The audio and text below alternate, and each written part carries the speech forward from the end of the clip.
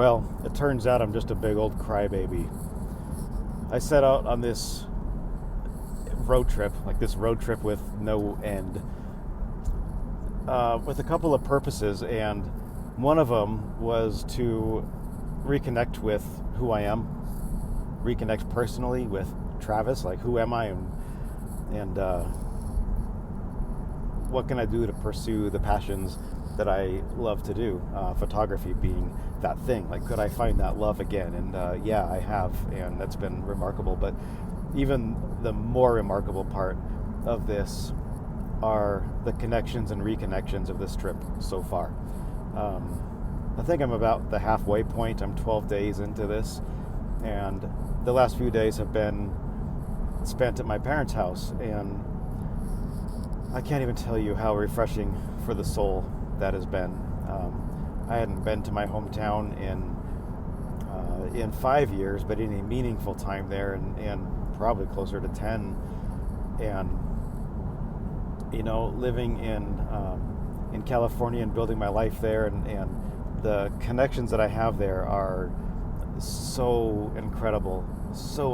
They're like family-like connections that I have built in the San Diego area, and I'm so grateful for all of those people, and truly I love you. Like, I love you and thank you. But I felt disconnected from my family, from my parents, from my brothers, from my nephews, and part of me just, I don't know, kind of felt forgotten about, or maybe they just didn't, not that they didn't care anymore, but that I chose to move, and I've been through a lot, and that people just kind of, distanced and moved on, and that's just kind of how I felt. Like, I wasn't sure if I'd be welcome to come back, and just all those things that go on in your head. And I'll tell you what, the connections that I've reconnected in the time with my brothers, God, I love you guys. Thank you for being there. And my soul is so full right now, and I think, like, I get on YouTube and I share these stories that are so very personal, but I just have this feeling that if they're personal and emotional for me, they might be for you too, or maybe you have a similar situation. And I have found through this that reaching out to family and putting yourself out there and being in that vulnerable situation of not knowing how you're going to be received, but odds are really good that you're going to be received well and loved and unconditionally. And that feels really good. That's been my experience. And I was able to sit down for a few hours with just my mom, my dad, and my 2 brothers. We figured it's probably been 25 years since just the 5 of us, that nuclear family part of us, had hung out together. And wow, what a gift. That sure felt amazing. It just felt so good to experience that. So thank you, everybody, for that. And today I was about to hit the road and saying goodbye to my parents temporarily. I'm going to come back. We're going to make this maybe an annual thing or more. So I'm leaving feeling really good. But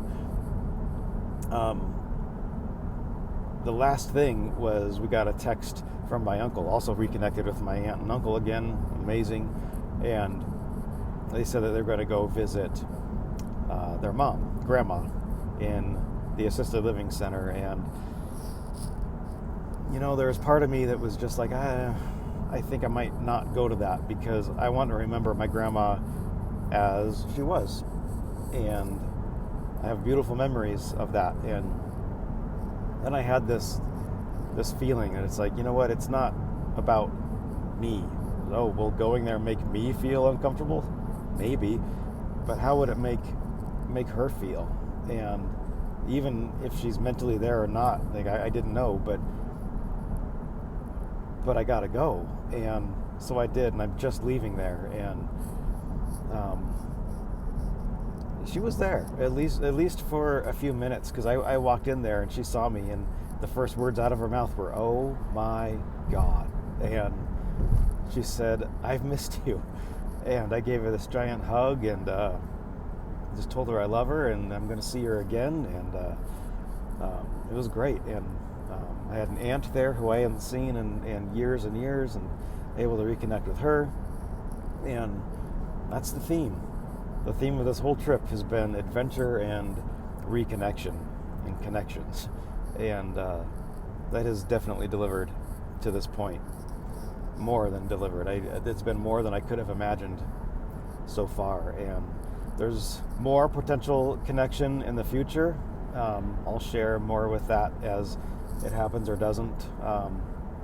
But I'm so optimistic, and I feel so loved. And I think there's a part of me over the last 5 years that didn't quite feel that family love, and now I do. And so now that I'm leaving and carrying on with my adventure, and I'll share with you where I am when I get there.